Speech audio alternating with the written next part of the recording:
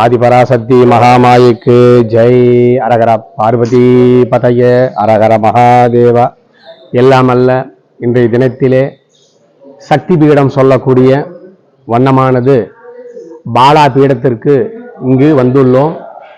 இதனுடைய தல வரலாறு வண்ணமானது ஆதிசங்கரருக்கு அம்பாள் சின்னமஸ்தாக காட்சி கொடுத்த இடம். இரண்டாவது ஆதிசங்கரருக்கு பாலாவா காட்சி கொடுத்த இடம் திரிபுராந்தகம் என்றும் சொல்லக்கூடியது.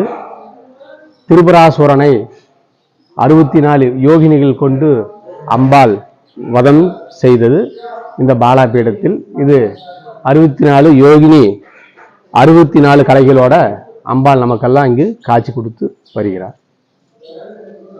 நன்றி, வணக்கம்.